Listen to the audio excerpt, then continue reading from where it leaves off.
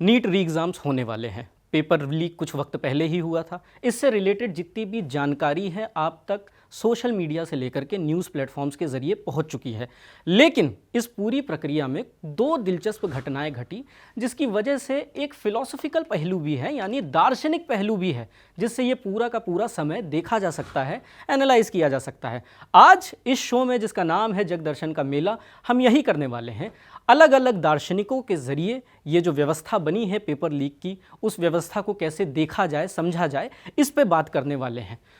तो आइए शुरू करते हैं। सबसे पहले हमारे सामने खबर आती है कि नीट एग्जाम के लिए इंडियन एयरफोर्स क्वेश्चन पेपर्स अलग अलग सेंटर्स तक लेके जाएगी। इसके कुछ वक्त बाद कल यानी 17 जून को एक और खबर आती है कि टेलीग्राम ऐप को बैन कर दिया जाएगा कुछ वक्त के लिए, जब तक नीट की प्रक्रिया चल रही है। वो एग्ज़ाम हो जाएगा, उसके बाद ये ऐप फिर से हमारे देश में लागू रहेगी, लोग देख सकेंगे। लेकिन ये दोनों खबरें अपने आप में बहुत ही ज़्यादा दिलचस्प हो जाती हैं, क्योंकि इन दोनों खबरों में स्टेट किस तरह से ऑपरेट कर रहा है, यानी सत्ता किस तरह से ऑपरेट कर रही है, वो हमें नज़र आ रही है।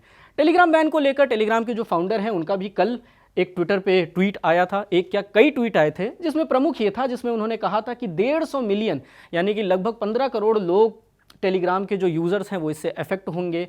जो लोग ऐप को यूज़ कर रहे थे पेपर को लीक करने के लिए, वो लोग दूसरे ऐप्स पे शिफ्ट हो जाएंगे।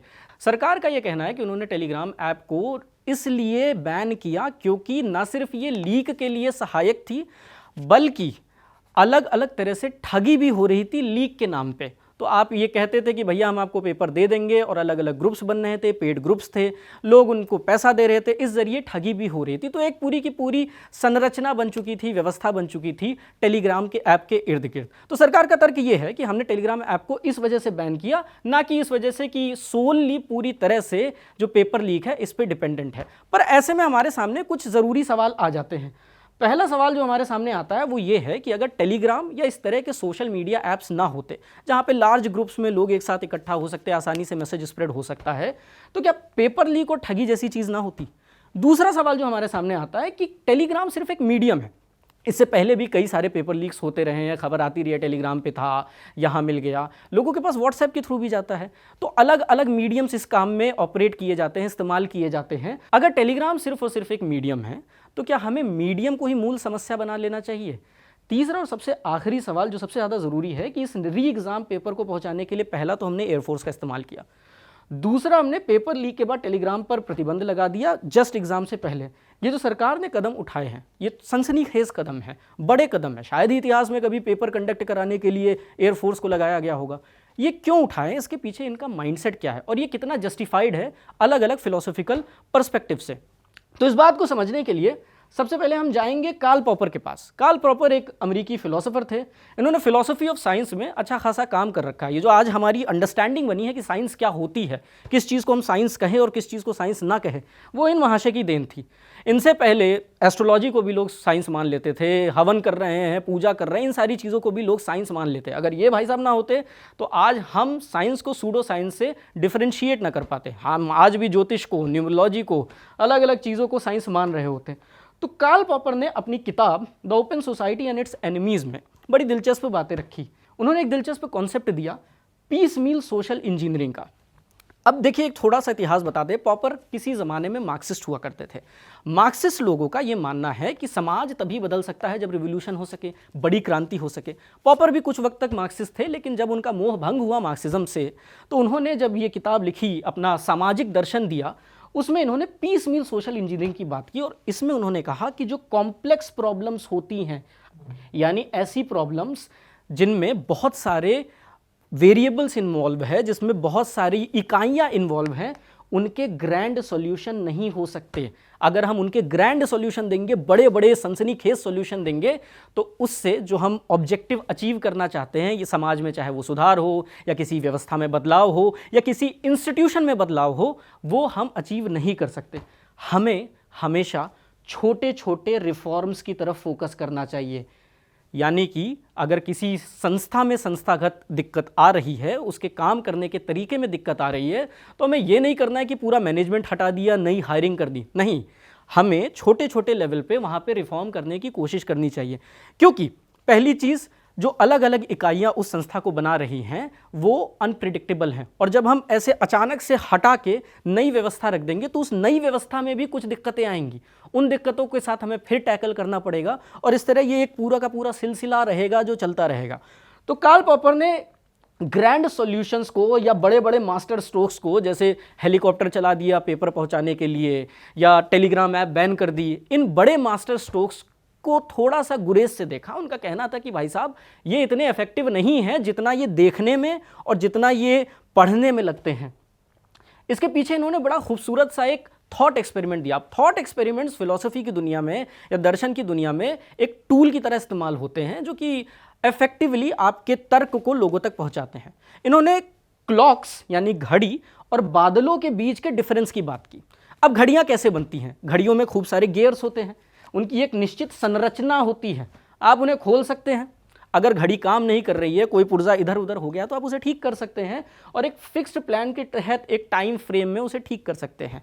लेकिन हमारा जो समाज है, हमारे जो समाज के इंस्टीट्यूशन हैं, वो घड़ी की तरह काम नहीं करते।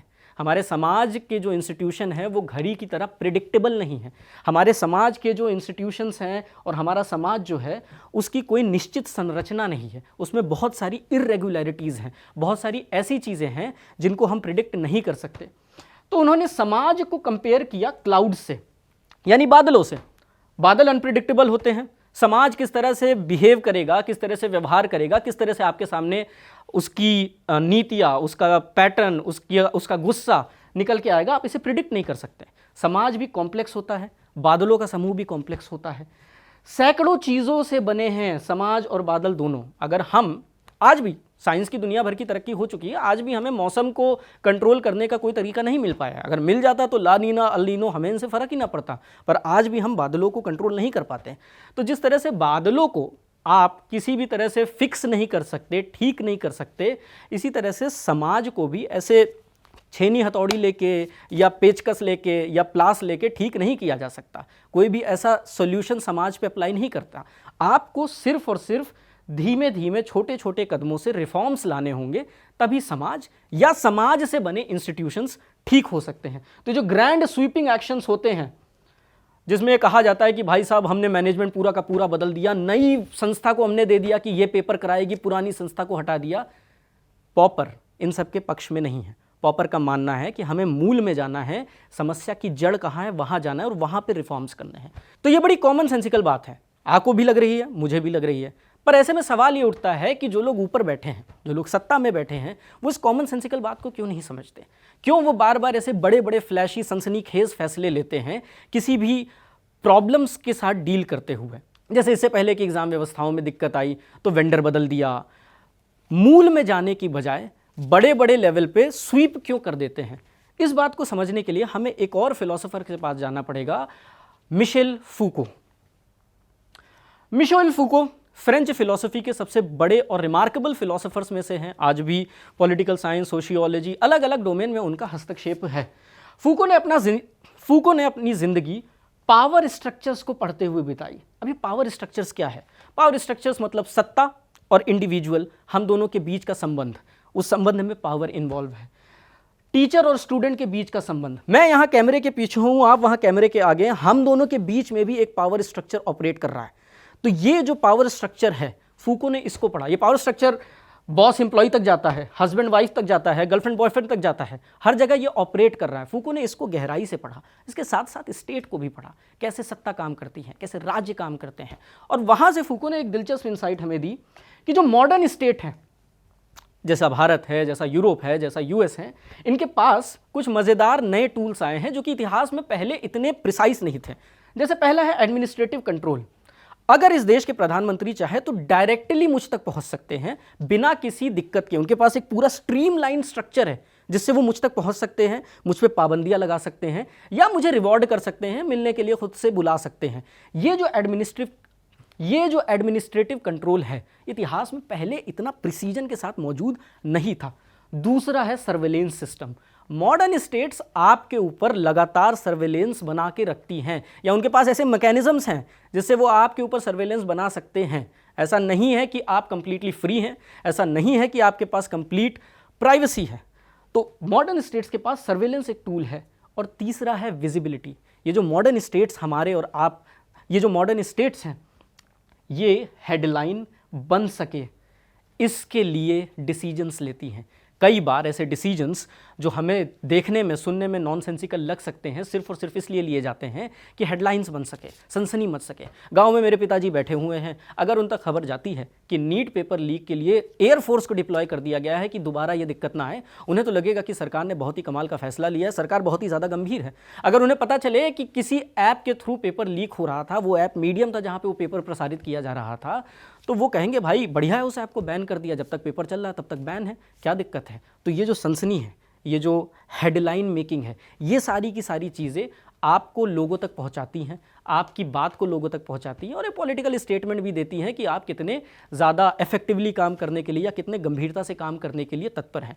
लेकिन सवाल यहाँ पे ज़रूरी यही उठता है कि जो समस्या का मूल है, क्या हम वहाँ तक जाते हैं जब हम इस तरह के ग्रैंड सॉल्यूशंस लेते हैं। इसी केस में ले लेते हैं, ट्रांसपोर्ट करते वक्त तो पेपर लीक हुआ नहीं था, एटलीस्ट अभी तक कोई खबर ऐसी नहीं आई है जिसमें यह पता चले कि एक जगह से दूसरी जगह ले जाते हुए पेपर लीक हुआ हो, पर हमने देखा एयरफोर्स का डिप्लॉयमेंट हुआ।